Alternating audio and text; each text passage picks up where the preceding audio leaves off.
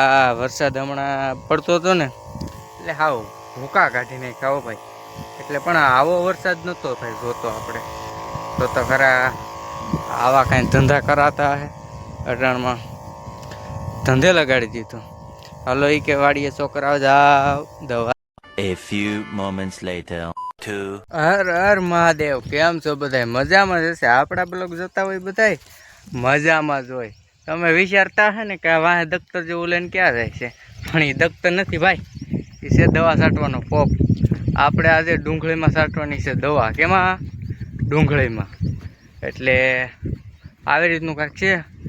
તો આ ડુંગળી છે, એમાં આપણે દવા નાખવાની છે. તમે જોઈ શકો છો, જોઈ શકો તમે. આ ડુંગળી છે, એમાં આપણે દવા છાંટવાની છે, બરાબર? તો આવી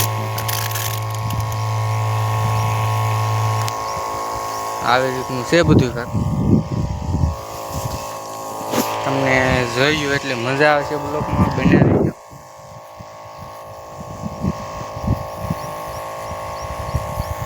તો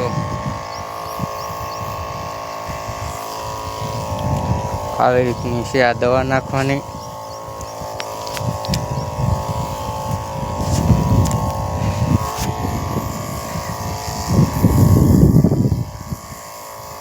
આમાં એવું છે બધું.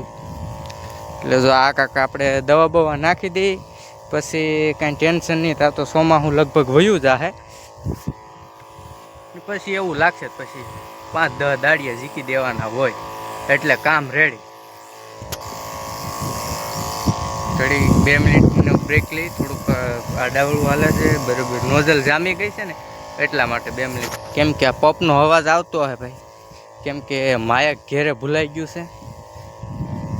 નાની એવું છે આપણી પાસે, તો ઓલા કે એને કોણ કાંઈ બહુ આવડું બધું હોય નહીં. બધું મોટા માણસ ભણે તો ન જ હોય ને મારા ખાલી.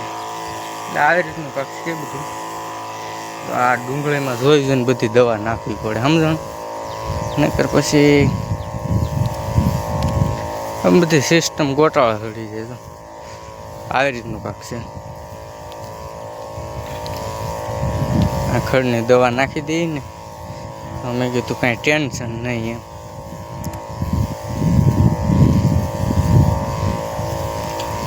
વાડીની મોજ તો આવી છે કાંક ભાઈ. કેટલા જણાએ ડુંગળી વાવી છે એ બધા કહેજો.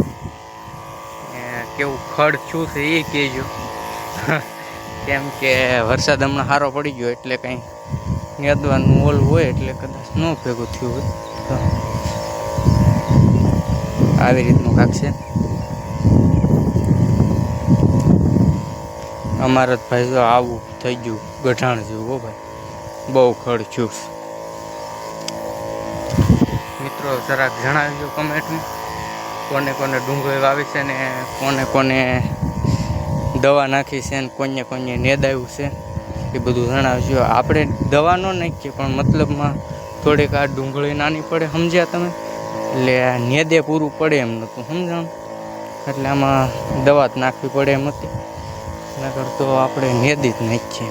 હાલો તો અહીંયા શેઠો પૂરો થાય ને એક શેઠો છે ખામા ખૂણે છે. કેટલું આખું છે.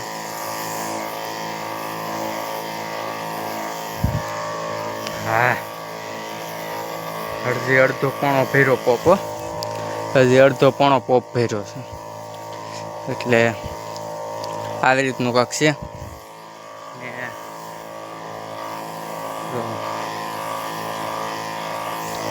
આમ જો કેમ, બાકી ફુવારો કેવો છે આપણા પોપનો? કાંઈ ઘટે નહીં મારા કલેજે. કેમ પણ આવું તો કોઈને ન હોય મારી સિવાય. એટલે બીજું કાંઈ નહીં, આપણે દવા બવા નાખતું રહેવું. ડુંગળીનો ભાવ રહેવાનો છે હું, એટલે મજા આવશે. ને બીજા મતલબ કે ભાઈ દવા છાંટો ને તો મોઢે બાંધીને છાંટજો. કેમ કે મને આદત નથી, પણ આ તો જાણકારી માટે કહું છું. સુરક્ષા બધી સાવધાની જોઈએ ભાઈ.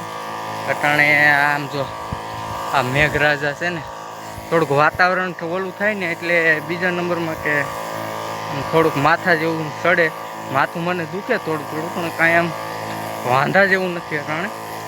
મતલબમાં મોઢે બાંધવું જરૂરી છે ને આપણને ભાઈ દવાથી કંઈ બીજું કંઈ થતું નથી એટલે વાંધો ન આવે, પણ મોઢે બાંધવું સુરક્ષિત રાખવી જરૂરી છે. તમે સમજ્યા ને આખી વાત, બધી સાવધાનીથી બધું કરવું એમ, મોઢે બોઢે બાંધી દેવું એટલે વાંધો ન આવે એમ. આપણને તો કાંઈ ઓલું નથી એટલે હાલે, પણ અમુક બધી દવા સરખી ન હોય, અમુક બહુ ભારે હોય, અમુક હલકી હોય, એવું હોય, સમજ્યા ને તમે? એટલે બધું ધ્યાન રાખવું એમ, મારા કહેવાનો મતલબ એ છે. જોવા આપણી દવાની મોજ જોવો તમે.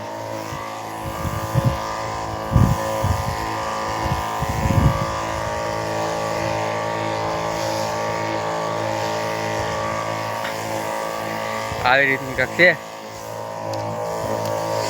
ને કોમેન્ટ કરીને જણાવજો મારા કલેજામાં કોઈને કોઈને ડુંગળી વાવી, અમને ખબર પડે ને મારો વિડીયો ક્યાં લગન પહોંચે એ.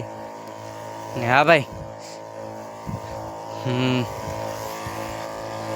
આપણે તો પહેલા વિડીયોમાં કીધું તું નટાણી કહું છું, આપણે તો ભરત આહીરના દીવાના છે.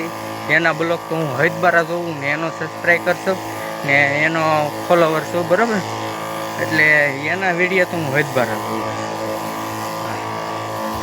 તમે જો એના વિડીયો ન જોતા હોય તો જોવાનું ચાલુ કરી દીજો, કેમ કે એના વિડીયો આમ કાંઈ ઘટે નહીં. એના પછી આપણે નીલ સાવડા, હા નાની દુનિયામાં મોટું નામ, હું એના બહુ જોઉં ભાઈ, ખોટું નથી કહેતો. એના તો હૈદબારા જોવું ભાઈ. તમે જોતા હશો કે આ આડો હાથ કેમ આવી ગયો, પણ એ આડો હાથ નહોતો આવ્યો. આડો હાથ કેવી રીતના, નળી હતી આ સાઈડ બંધ કરવાની હતી, બરાબર? ને એનું બધી સિસ્ટમ છે આ સાઈડ, એટલે આમાં બધું એવી રીતનું થાય, તમે સમજી? એટલે નળી બંધ કરવાની હતી ને ફોન આ હાથે પકડ્યો હતો, કેમેરો, બરાબર ને? એટલે કેમેરો આ હાથમાં લેવા માટે, તમે સમજ્યા? એટલે એવી રીતનું થયું ભાઈ, બીજું કાંઈ પ્રોબ્લેમ હતો નહીં. ને જો મારે જુગાડ કેવો કરવો પડ્યો પગ ભરવાનો, હમણાં તમને હું કહું.